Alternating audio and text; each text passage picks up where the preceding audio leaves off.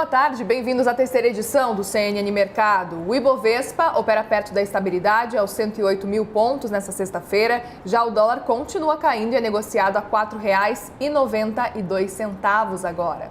Entre as ações, destaque para a Locaweb, que lidera os ganhos do dia depois da divulgação dos resultados do primeiro trimestre. A companhia que teve um lucro líquido de pouco mais de 7 milhões de reais de janeiro a março, um crescimento de quase 60% na comparação anual. A Sabesp e a Cogna Educação, a dona da Anhanguera, também sobem, impulsionadas pelos balanços trimestrais.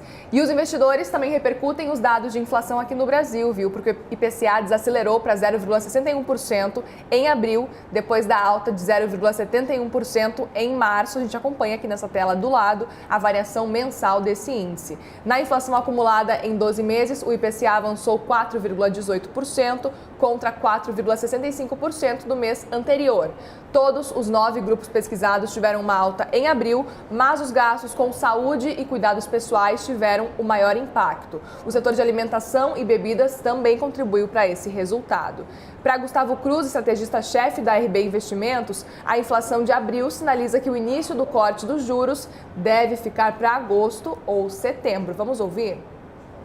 Os dados de inflação, eles vêm um pouco acima do esperado pelo mercado, mas de qualquer forma mostram uma continuidade no processo de desinflação, e a tendência que o mercado enxerga é que o IBGE traga também, na leitura de maio, junho e julho, preços menores em relação aos últimos 12 meses. Só lá para agosto alguma pressão altista. Em termos de Banco Central, em termos de juros, os dados de hoje, eles não são negativos, mas não positivos a ponto de você fazer o Banco Central ficar na dúvida se já deveria começar o corte de juros na próxima reunião, no mês de junho.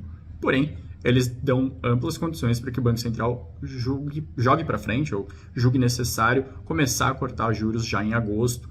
Entendo que o mercado deve ficar dividido entre agosto e setembro. Isso parece razoável.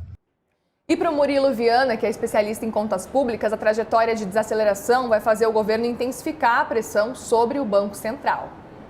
Haverá uma pressão por parte do governo que, observando essa trajetória de queda da inflação nos últimos meses, deve intensificar a campanha para que o Banco Central inicie a sinalização da queda da taxa básica de juros, e também essa pressão também vem do ponto de vista de boa parte do empresariado, que enxerga na taxa de juros elevada dificuldades para a rolagem de dívidas, financiamentos e também para poder a continuidade dos seus negócios, uma vez que muitas atividades são extremamente sensíveis à variação da taxa de juros.